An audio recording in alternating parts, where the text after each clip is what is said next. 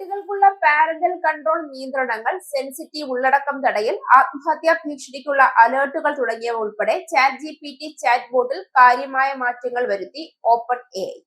അമേരിക്കയിൽ ഒരു കൗമാരക്കാരന്റെ ആത്മഹത്യക്ക് ശേഷം ചാറ്റ് ജിപിടി വിവാദത്തിൽ കുരുങ്ങിയതിനു പിന്നാലെയാണ് ഈ നീക്കം.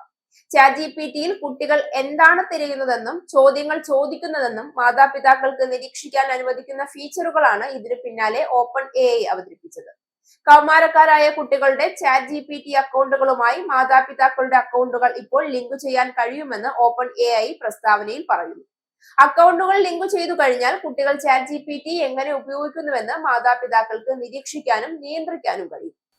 സെൻസിറ്റീവ് ഉള്ളടക്കം മുമ്പത്തേക്കാൾ കുറവായിട്ടായിരിക്കും ദൃശ്യമാവുക എന്നും ഓപ്പൺ എഐ അവകാശപ്പെടുന്നു.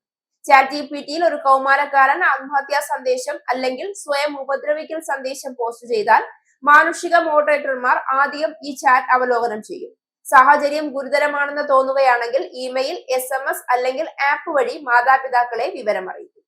മാതാപിതാക്കളുടെ അക്കൗണ്ടുമായി ലിങ്ക് ചെയ്തിരിക്കുന്ന കൗമാരക്കാരുടെ അക്കൗണ്ടുകളിൽ ഗ്രാഫിക് ഉള്ളടക്കം, വൈറൽ വെല്ലുവിളികൾ, ലൈംഗികമോ അക്രമപരമോ ആയ കണ്ടന്റ് തുടങ്ങിയവ പോലുള്ള ഉള്ളടക്കം തടയൽ ഉൾപ്പെടെയുള്ള അധിക സുരക്ഷാ സവിശേഷതകൾ ഓട്ടോമാറ്റിക്കായി ആക്റ്റീവ് ആയിരിക്കും. കൂടാതെ കുട്ടികളുടെ ചാറ്റ് ജിപിടി ഉപയോഗത്തിൽ ഇപ്പോൾ രക്ഷിതാക്കൾക്ക് കൂടുതൽ നിയന്ത്രണം ഏർപ്പെടുത്താനും കഴിയും. ചാറ്റിങ്ങിനുള്ള സമയപരിധികൾ നിശ്ചയിക്കുക, AI പരിശീലനത്തിൽ നിന്ന് കുട്ടികളുടെ ഡേറ്റ ഒഴിവാക്കുക, വോയിസ് മോഡും ഇമേജ് ജനറേഷനും ഓഫാക്കുക, ചാറ്റ് ബോട്ടിന്റെ സേവ് ചെയ്ത മെമ്മറി പ്രവർത്തനരഹിതമാക്കുക എന്നിവ ഇതിൽ ഉൾപ്പെടുന്നു.